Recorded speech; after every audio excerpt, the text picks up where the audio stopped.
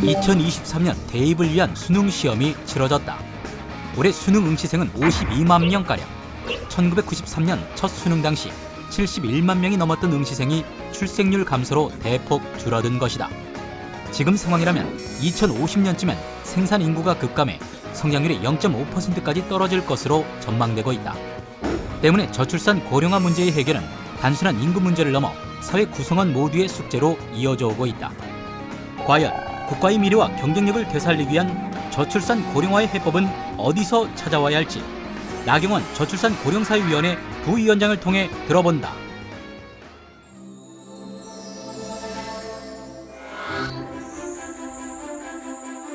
여러분 안녕하십니까? 정책 플랫폼 코리아TV 국정초대석 정관용입니다.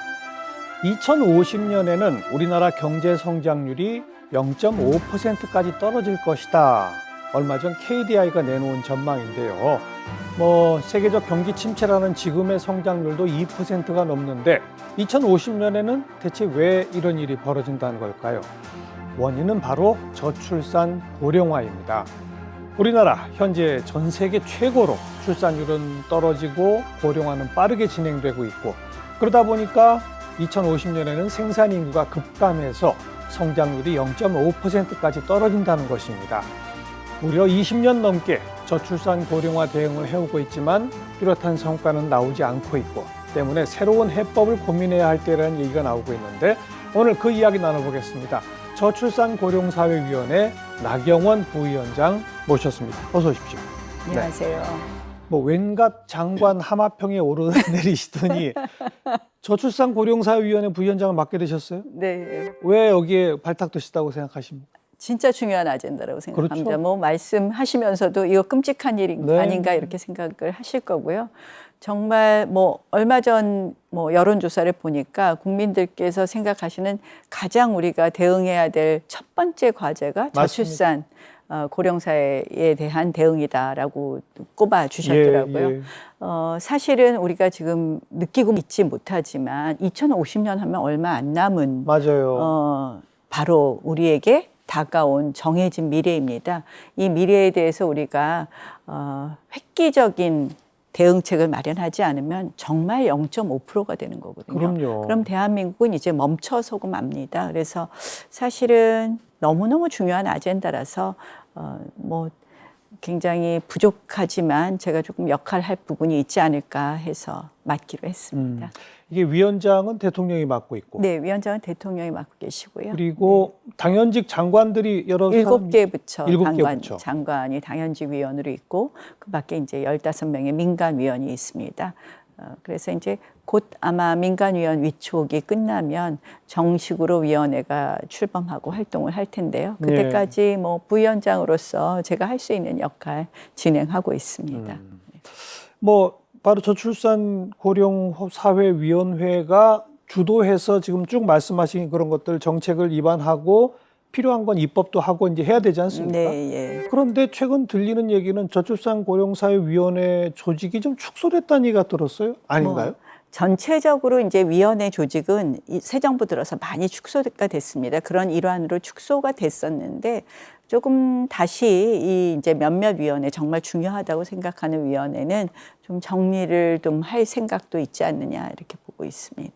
그러면 예산도 많이 깎였더라고요. 그러니까 전반적인 위원회 축소 때문에 함께 축소가 됐지만 네. 저출산 고령사회위원회는 다시 확대될 가능성이 있다? 확대될 가능성이 있고 그렇게 하려고 노력하고 있다. 예. 알겠습니다. 너무 작은 조직이에요, 사실은. 예산도 너무 작고. 네. 근데 사실 위원회 자체적으로 어떤 업무를 한다기보다는 위원회에서는 중요한 정책을 정하고 모든 부처가 뛰어야 되는 거 아닙니까? 그렇죠. 그런 그래서, 식으로 해야 되겠죠. 예, 그렇게 돼야 되겠죠. 그래서 모든 부처가 함께 해야 되는 것이고, 그리고 이제 제가 아까 말씀드린 것처럼 변하는 인구에 따른 적응이나 이런 문제를 하려면 7개 부처 정도가 아니라 이제는 뭐 국방, 법무까지도 다 들어와야 되거든요. 그래서 부처도 확대가 좀 돼야 되지 않나. 지금 기존의 7개 부처는 뭐 퍼뜩 떠오르는 게 뭐 보건복지부 당연히 있어야 될 거고, 여성가족부, 예, 교육부, 네, 또 뭐 어떤 것들이 있나요? 노동부, 일자리 다 관련되니까. 그렇습니다. 2022년 11월 15일 전 세계 인구가 80억 명을 넘어섰다. 1974년 40억 명에서 48년 만에 2배로 늘었다. 우리나라는 어떨까? 대한민국은 지금 세계에서 가장 빠른 인구 감소를 겪으면서 위기 앞에 놓였다. 지난해 발표된 감사원의 보고서에 따르면 정부가 2006년부터 2020년까지 15년간 저출산 고령사회 극복을 위해 투입한 예산은 380조 2천억 원. 엄청난 자금이 투입됐지만 한국의 인구 성장률은 내리막길만 걷고 있다. 과연 이런 상황에서 지금까지와는 다른 저출산 고령화 대책을 마련하기 위해 필요한 변화는 무엇일까? 이게 벌써 수십 년 된 얘기 아닙니까? 그럼요. 그런데 예. 조금도 나아지질 않아요. 오히려 악화되고 있지 않습니까? 사실 이제 저희가 2005년에 기본법을 만들고 저출산 고령사회위원회가 출범을 했습니다. 그리고 나서 지금까지 예산을 얼마 썼느냐, 약간의 추계 방법에 따라서 조금 더 많게 보기도 하고 좀 더 적게 보기도 하지만 저희가 대략적으로 한 334조 정도 예산을 썼다고 보거든요. 이야. 그런데 나아진 게 없습니다. 왜 그랬을까? 그러니까요. 이제는 우리가 왜 그랬을까 하는 반성부터 시작해서 맞습니다. 새로운 해법에 대해서 기존의 생각과는 전혀 다른 부분까지도 좀 살펴봐야 되지 않는가 이렇게 생각을 합니다. 자, 그러면 이제 왜 그랬을까 한번 부위원장께서는 왜 그랬다고 생각하세요? 핵심 원인이 뭐라고 보십니까? 실질적으로 일단은 투입된 예산이 전부 다 저출산 고령사회의 대응이라고 볼 수 있느냐에 대해서 굉장히 의문 가는 부분이 많이 있습니다. 약간만 연관이 있어도 다 이렇게 잡은 저출산이죠. 거죠. 그래서 이제 제가 사실 2016년에 국회 특위위원장을 했었습니다. 저출산 고령사회 특위위원장을 했었는데 그때 이렇게 저희가 막 예산을 보니까 뭐 CCTV 다는 것도 저출산 예산이라고 해놨더라고요. 그래서 왜 이게 저출산 예산이냐 그러면 밤길이 안전해야 된다 뭐 이런 얘기를 할 정도로 사실은 좀 무관한 것도 많이 있었고 그동안의 정책으로 우리 사회에 조금 더 환경이 좋아진 건 맞습니다. 일종의 육아휴직 문제라든지 또는 뭐 난임에 관한 지원이라든지 뭐 보육, 교육 뭐 여러 가지 수당이라든지 전체적으로 조금 더 환경은 많이 좋아졌지만 정부뿐 아니라 지자체별로도 예, 또 그렇죠. 지원금도 많이 늘렸고 좀 중복적이고 그것이 어떻게 보면 생각을 바꿀 정도가 되지 않았다. 그리고 가장 중요한 저출산 원인을 해결하는 데 있어서는 부족했다고 보는 것이죠. 그래서 저는 그러한 정책 중에 사각지대가 좀 있었던 부분을 우리가 보완하는 것 첫 번째. 예. 두 번째로는 근본적인 뭐 저출산율을 올리는데 하지 못했던 그러한 부분에 대해서 우리가 과감한 정책 수단을 도입하는 것 한 가지. 그리고 세 번째로는 우리의 인식의 변화가 필요하다고 생각을 합니다. 그래서 그러한 세 가지 틀로 하면서 그다음에 그거는 이제 제가 지금 출산율에 이제 주로 제가 포커스를 맞춰서 말씀을 드렸는데요. 그런 정도의 도입으로는 우리의 인구 구조가 변하는 것에 대한 대응은 되지 못한다.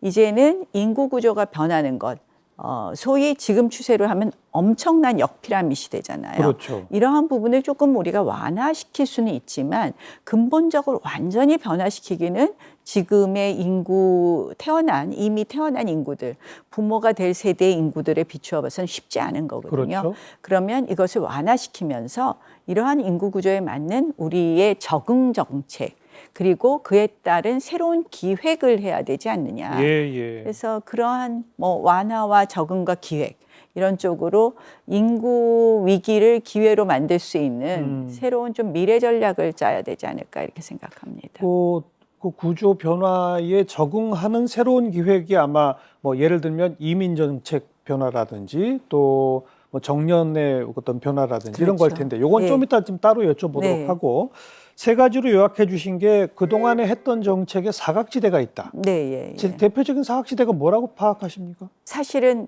왜 아이 안 낳으십니까 하면 첫 번째가 이제 남성하고 여성하고 좀 다른데요. 남성은 주택, 두 번째가 교육입니다. 여성은 역시 첫 번째가 자아실현, 두 번째가 교육입니다. 그래서 교육 보육 문제에 있어서 제일 힘들어 하시는데요. 예. 예컨대 뭐 이제 뭐 교육 사교육비가 많이 든다 이런 거 다 떠나서 일단은 초등학교 들어가면 이 돌봄 부분을 제일 힘들어 하시거든요. 이제 얼마 전에 초등학교 입학 연령 5세로 낮춘다 해서 굉장한 그런 파동이 있었는데 예. 그 핵심이 뭐냐면 갑자기 저 초등학교 들어가면 점심 안 먹고 온다는 거거든요. 그래서 이런 돌봄의 사각지대 같은 것도 대표적인 사각지대 아닌가 이렇게 봅니다. 두 번째로는 지금까지와는 다른 좀 획기적이고 과감한 정책이 필요하다. 뭘 구상하고 계세요? 뭐 외국의 입법례를 좀 보고 있는데요. 그 중에서 이제 한 두 가지 정도가 눈에 띄고 있습니다. 사실 이제 프랑스 같은 경우가 1890년대부터 이미 저출산을 걱정했어요. 그러니까 한참 떨어졌다가 좀 올라갔죠, 다시. 예, 이제는 2.1로 회복까지 됐습니다. 근데 이제 프랑스 같은 경우는 사실은 1968년에 등록 동거혼을 도입합니다. 등록 동거혼. 그러니까 우리가 이제 법률혼하고 차이가 있다면 등록 동거혼은 이제 동거하는 것을 등록했을 때 이제 법률혼하고 등록 동거혼의 차이는 뭐 이혼이냐 계약 해지냐 위자료를 주느냐 안 주느냐 뭐 이런 문제가 있는데 나머지 혜택에 있어서 전혀 차이가 없는 거죠. 똑같죠? 뭐 수당이라든지 세제라든지 육아휴직을 사용하는 거라든지 이런 게 똑같은데요.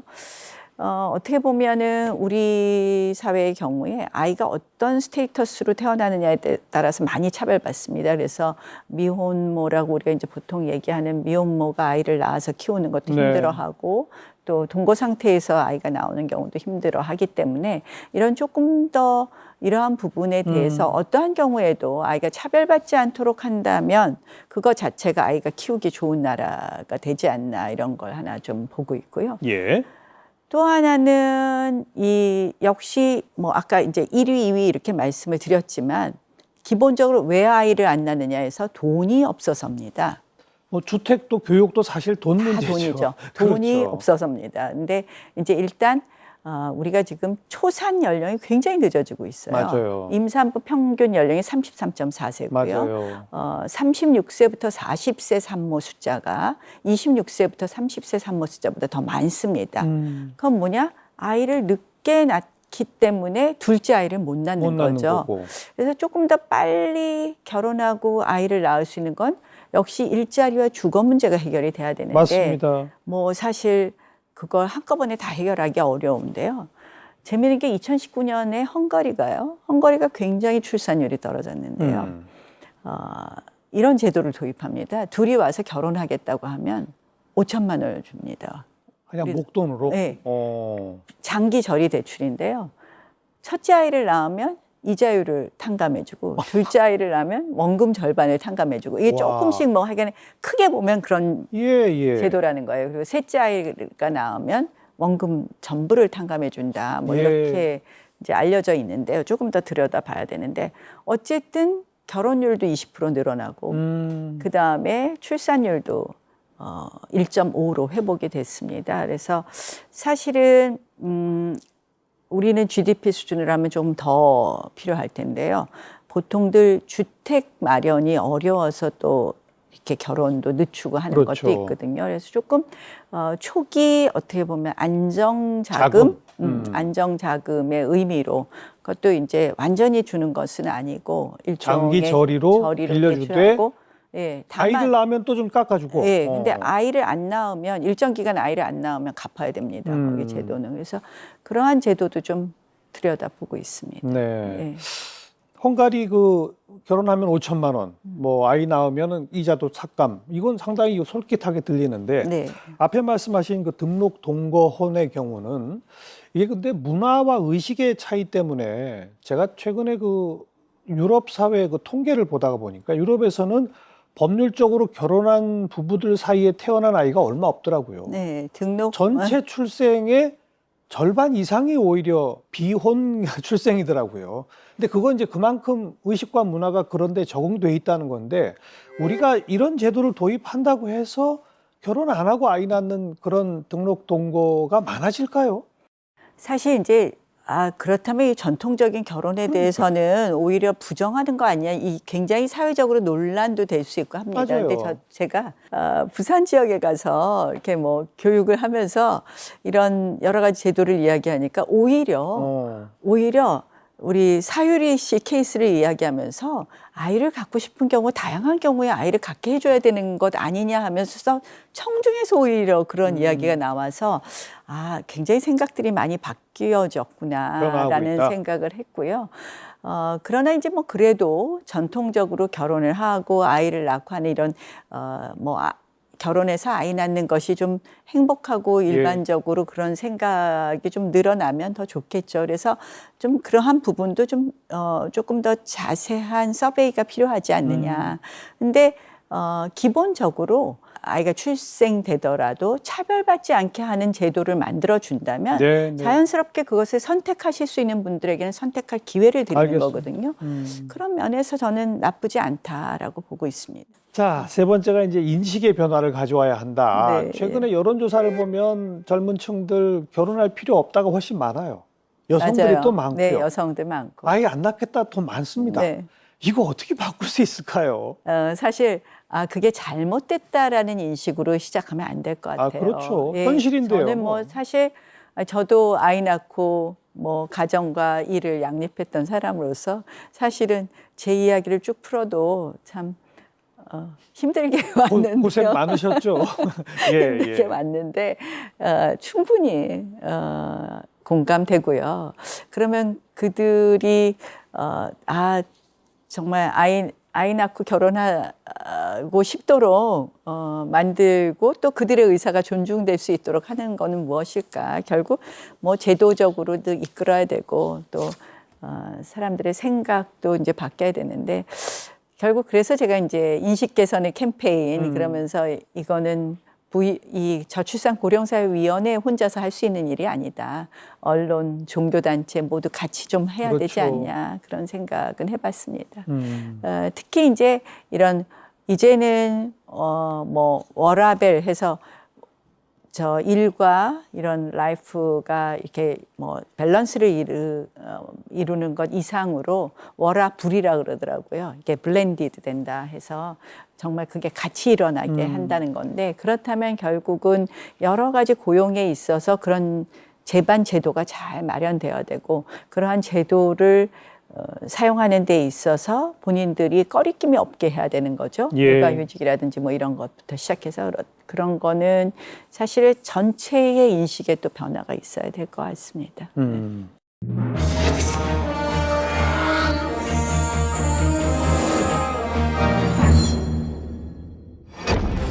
저출산 고령 사회를 극복하는 문제에 있어서 정부만의 힘으로는 안 됩니다. 모든 분들이 함께 마음을 모아주셔서 그 지혜를 모아주신다면 대한민국은 이 인구 위기를 기회로 만들어서 앞으로 더 좋은 대한민국을 우리 후손에게 물려줄 수 있지 않을까 이렇게 생각을 합니다.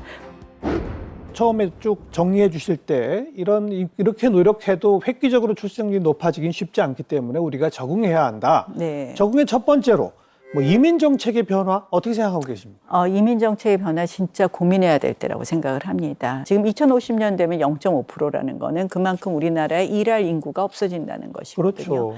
그래서 이민 정책의 변화는 일단 좀 그 우수 인력이 대한민국에 들어올 수 있게 하는 문호를 여는 것부터 좀 시작을 하는 건 어떨까 하는 생각이고요. 그동안 해외 근로자들의 고용이라든지 이런 부분에 굉장한 제한들이 많았는데요. 네. 고용 허가제라든지 5년 이상 정주하지 못하게 한다든지 여러 가지가 있었는데 그런 부분에 대해서도 조금 더 탄력적이고 개방적으로 운용되어야 된다. 저는 사실은 그동안 우리가 굉장히 단일 민족 이렇게 해서 타 문화에 대해서 배타적이었는데요. 사실 요새 K컬처부터 시작해서 대한민국의 문화에 대해서 많은 외국인들이 존중하거든요. 다 저는 동경하죠, 오히려 동경. 네, 오히려 열므로써 개방함으로써 대한민국이 더 커질 수 있다.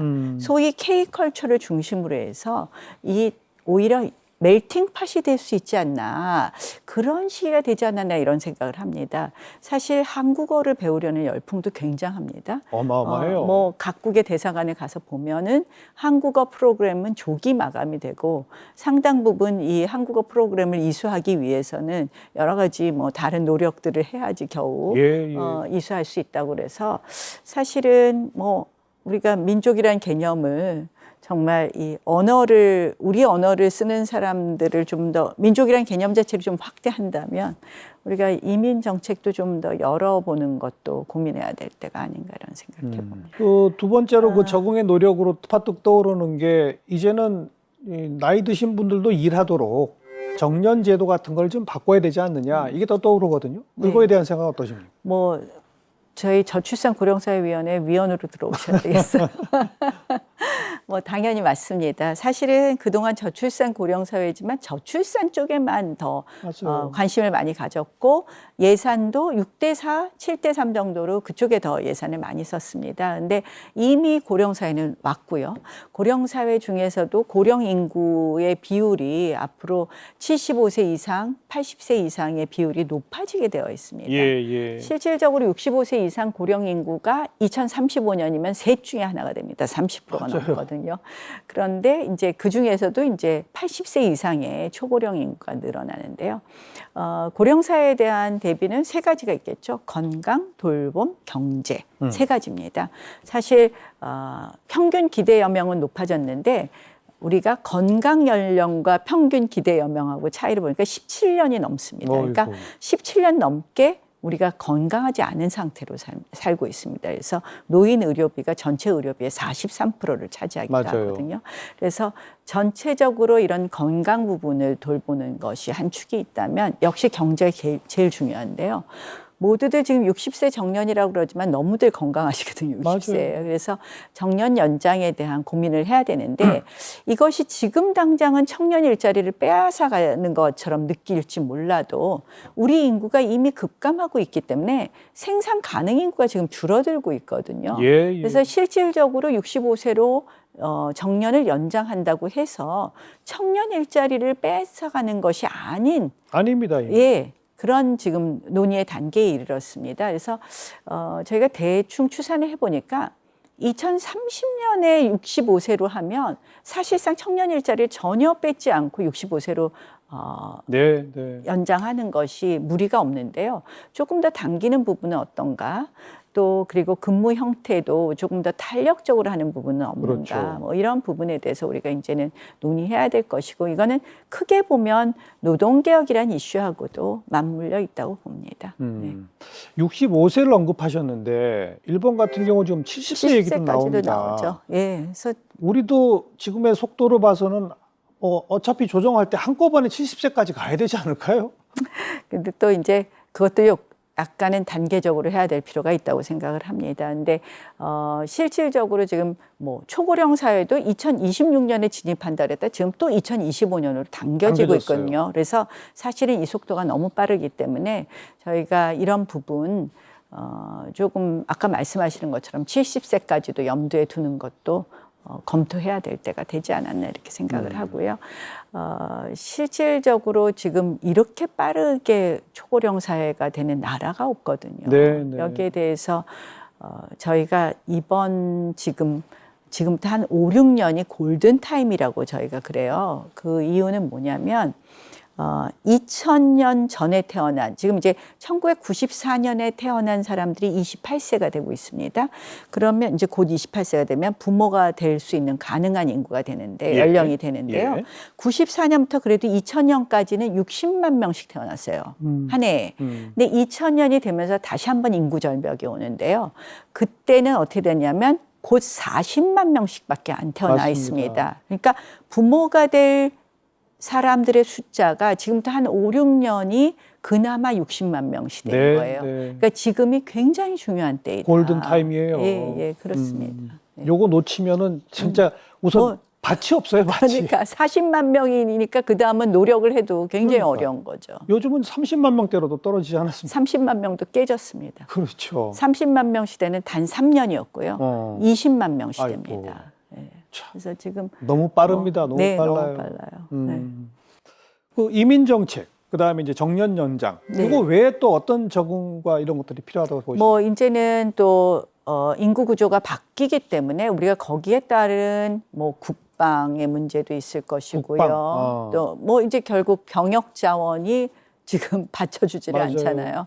그래서 사실은 이제 국방도 과연 앞으로 어떻게 갈 것이냐. 여기선 제가 이제 얼마 전에 K 방산 엑스포에 다녀왔었는데요. 두 가지 아주 특이한 점을 봤습니다. 하나는 무인화. 하나는 하이브리드였습니다. 에너지의 하이브리드하고 무인화였는데. 사람이 필요 없는. 예. 네. 그래서 이제 국방에 관한 문제도 있을 것이고요. 그다음에 이제 인구 구조가 바뀐 것에 맞는 산업의 변화죠. 결국 우리가 뭐 흔히 실버 산업이라고 하기는 하지만 그런 정도가 아니라 새로운 산업을 만들어내서 그것의 경쟁력을 가져오는 것이 중요하다고 생각을 합니다. 제가 이제 뭐 최근에 이제 기후 환경 대사도 맡고 있는데요. 기후 대사 맡고 있어요. 예. 그러니까 인구와 기후가 저는 제일 중요한 대한민국의 생존의 아젠다이자 미래의 먹거리가 될 수 있다고 맞습니다. 생각합니다. 이걸 기회를 위기로 만들어야 되기 때문에 저는 중요한 아젠다라고 생각을 하는데 그 기후도 마찬가지거든요. 이 기후 대응이 단순히 뭐 인류의 생존이기 때문에 우리가 선하게 해야 돼 이런 문제가 아니라 정부가 또 돈이 어떻게 보면 기후위기 대응에 대해서 강한 룰을 정하고 있어요. 그렇다면 우리가 이럴 때 녹색 기술을 빨리 개발을 해서 우리가 어떤 산업 부분에 있어서는 녹색 기술의 선도 산업군을 우리가 이룬다면 그것이 미래 먹거리거든요. 그래서 인구 위기도 저희가 그런 식으로 기회로 만들 수 있지 않나. 그래서 두 가지 생각하고 있습니다. 기후 대사 얘기하신 김에 최근에 기후 변화 협약 당사국 총회 다녀오셨잖아요. 네, 분위기가 COP27. 어떻던가요? 뭐 사실은 이번에는 이제 개도국인 이집트가 주도를 했죠. 뭐 이집트가 시작하기 전부터 엄청나게 이제 본인들이 드라이브를 걸겠다 했는데 사실 선진국으로부터 그 뭐 정말 협력을 얻어낼까 이런 걱정을 했었는데요. 예.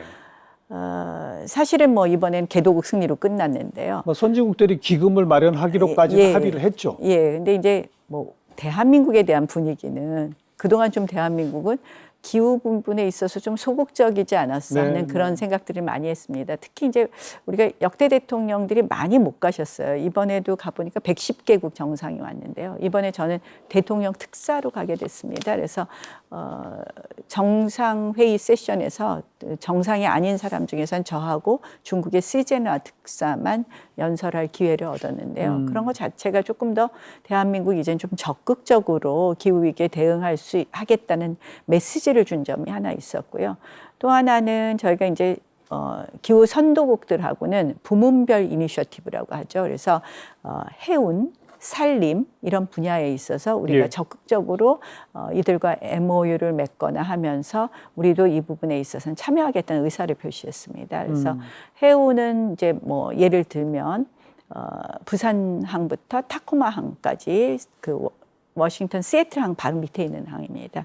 그쪽까지의 해운은 우리가 앞으로 녹색 해운을 하겠다라는 걸 미국하고 MOU를 했는데요. 그러면 이제 거기에 투입되는 선박의 경우에는 무탄소나 저탄소 연료를 쓰는 것을 하는 것입니다.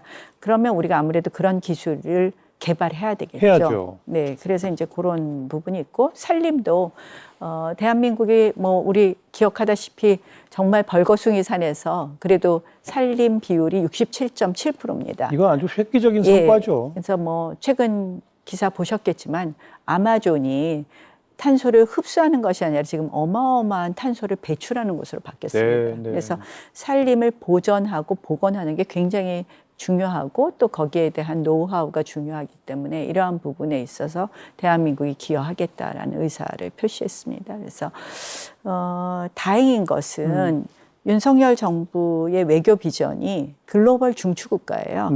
예전보다 국제사회에서 책임 있는 일원으로서 역할을 하겠다. 그래서 ODA도 OECD 평균에 정말 저희가 부끄러울 만큼 못했었는데 OECD 평균의 절반 이상은 하겠다라는 목표를 정하고 있기 때문에 국제 원조의 경우도. 예. 그래서 저희가 그린 ODA 확대, 그래서 녹색 ODA 확대를 좀 주장하면서 개도국과 선진국의 가교 역할을 하겠다라는 의사표시를 했습니다. 그래서 전체적으로 조금 더 국제사회에 있어서 대한민국이 책임 있는 일원으로서 역할을 하는 부분 강조하고 왔습니다. 기후대사의 그 역할에 관한 말씀 잠깐 들었고 다시 이제 저출산 문제로 가서 저는 평소에 이렇게 생각합니다. 한 국가가 이 국민의 삶에 이 세 가지만 책임져 주면 된다. 집, 교육, 건강, 병원. 근데 이제 우리는 사실 건강보험에 있어서는 세계가 부러워할 만한 제도를 갖고 있기 때문에 건강 문제는 어느 정도 좀 해결을 하고 있다고 봅니다만 집과 교육이 문제인데 교육도 공교육 체계 잘 되고 있는데 문제는 사교육이란 말이죠. 그래서 저는 획기적으로 사교육을 줄일 수 있는 이런 정책, 방안, 요게 하나가 정말 중요할 것 같고 두 번째는 아까 뭐 헝가리의 경우 결혼하면 5천만 원 얘기하셨는데 저는 우리나라가 주택 보급에 있어서 공공임대의 비중이 선진국에 비해서 턱없이 낮지 않습니까? 정부가 해야 할 제일 중요한 역할은 공공임대주택을 확충하는 거라고 생각하고 신혼부부들한테는 공공임대를 좀 우선적으로 주는 저는 요 두 가지가 꼭 있었으면 하는 생각을 평소 하고 있었거든요. 공공임대, 신혼부부 제공, 사교육의 획기적인 절감. 어떻게 생각하십니까? 일단 이제 첫 번째 건강보험 부분은 많이 우리가 커버는 하지만 건강보험 재정이 지금 엄청난 적자라는 게 문제죠. 그래서 건강보험도 저희가 개혁해야 될 부분이 있습니다. 실질적으로 뭐 지난 5년 동안 이 건강보험 적자가 누적 적자가 눈덩이처럼 불었거든요. 그래서 이제 그런 부분이 있고 말씀하신 교육과 주택 문제는 사실은 공교육이 전 무너졌기 때문에 사교육비가 이렇게 올라갈 수밖에 없다 이렇게 봅니다. 실질적으로 학교 교육만으로 만족을 하지 못하거든요. 공교육이 공교육으로서의 역할을 못하는 거라고 저는 봅니다. 그래서 사교육비를 감소시키는 문제는 공교육만으로도 사교육을 받을 필요가 없다고 되면 사교육비가 감소된다고 당연한 보거든요. 얘기죠. 그거는 뭐 교육제도를 야 수능만으로 돼 이런다고 되는 문제는 아니라고 생각을 합니다. 근데 공교육 우리가 지금 학교 가서는 자고 학원 가서 공부한다는 거 아닙니까? 참 처참한 현실이에요. 예. 근데 최근에 이제 교육 예산을 줄이겠다고 하니까 뭐 저 교총하고 전교조하고 모두 합심해서 절대 안 된다고 하는데 제가 그랬어요. 아니 공교육을 좀 더 활성화할 걸 해봐라. 제대로 할 걸. 우리가 교원평가제 도입하겠다 그랬더니 전부 반대하고 못하고 있습니다. 사실상 안 되고 있어요. 뭐 다. 그래서 사실은 공교육의 경쟁력 확보가 되지 않고는 사교육 문제는 해결되지 않는다. 라고 생각을 합니다. 그래서 공교육의 혁신이 저는 먼저라고 생각을 하고요. 그다음에 이제 주택 문제는 사실은 저도 뭐 공공임대 좀 늘려야 되는 거 아닌가 이런 생각도 많이 하기도 하고 또 정말 어려운 분들을 위해서 선택할 수 있는 좋은 공공임대가 늘어났으면 하는 생각은 하고 있습니다만 기본적으로 우리 사회에 이것도 인식의 문제인데요. 주택은 꼭 소유해야 된다는 인식이 굉장히 강해요. 그러니까 임대로 만족은 못하죠. 임대로 만족을 못하기 때문에 제가 아까 헝가리 제도를 말씀을 드린 거예요. 그러니까 어떻게든 자기 것을 갖고 싶어하는 생각들이 강한 것 같아요. 그래서 물론 아주 우리가 사회의 안전망으로서 공공주택, 공공임대주택을 좀 더 늘려야 되는 것은 필요하지만 이 집이라는 것을 소유해야 된다는 생각, 또 집이라는 것이 어떻게 보면 가장 중요한 재산의 증가의 수단이다라고 생각하는 부분이 바뀌지 않으면 물론 이것이 부동산 정책과도 연관은 되어 있지만 결국 그러한 인식 자체가 뿌리 깊게 있기 때문에 아무리 정책을 잘 써도 쉽지 않다고 보거든요. 그래서 그런 면에서 참 어려운 부분인 것 같아요. 물론 그런 어려움이 있습니다만 지금보다는 훨씬 양질의 공공임대를 늘린다면 인식 변화를 좀 빨리 당겨올 수 있지 않을까요? 글쎄 그런 것도 많이 했는데요. 공공임대 들어가는 이제 조건 같은 것을 이제 그렇다면 좀 완화해야죠. 예, 이제 그동안 사실 그런 공공임대 지었는데 다 뭐 들어가지 못하고 사실은 공실률이 높아진 경우도 있었거든요. 서울의 경우에 네, 이제 그런 네. 경우가 있었는데요. 그래서 이런 공공임대 부분은 뭐 이런 아이디어는 있습니다. 아이 둘 낳으면 방 2개짜리, 아이 셋 낳으면 방 3개짜리 뭐 이런. 그러니까 뭐냐면 선택을 예. 확대하는 거. 근데 뭐 그냥 우리가 웃으면서 하는 이야기지만 저는 그런 부분도 아이, 필요합니다. 필요하다고 생각합니다. 네. 마지막으로 우리 시청자분들을 쳐다보고 한 40초 발언할 기회 드리겠습니다. 40초씩이나. 예, 예. 뭐 오늘 이렇게 좋은 기회를 주셔서 감사합니다. 사실 저출산 고령사의 문제는 어제 오늘의 문제도 아니고요. 저희가 그냥 마냥 미룰 수만 있는 문제도 아닙니다. 정말 우리 코앞에 닥쳐진 인구의 위기라고 생각을 합니다. 이 위기를 기회로 만드느냐 마느냐는 대한민국이 지속 가능하느냐 마느냐, 또 대한민국이 앞으로 더 발전할 수 있는 나라가 되느냐 마느냐에 아주 중요한 그런 갈림길에 놓여 있다, 이렇게 볼 수 있을 것 같습니다. 이제 저출산 고령 사회를 극복하는 문제에 있어서 정부만의 힘으로는 안 됩니다.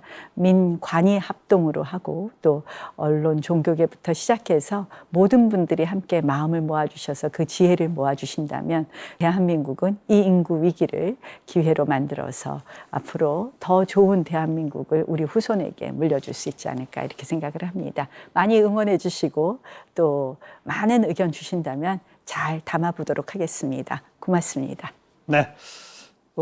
지금 이 출산율 떨어지는 거를 좀 방향을 꺾어내는 요 계기를 꼭 좀 마련해 주시길 바라겠습니다. 예, 노력해 보겠습니다. 오늘 고맙습니다. 네, 고맙습니다. 네, KTV 국정초대석, 오늘은 나경원 저출산 고령사회위원회 부위원장과 함께 이야기 나눴습니다. 다음 시간 또 뵙겠습니다. 안녕히 계십시오.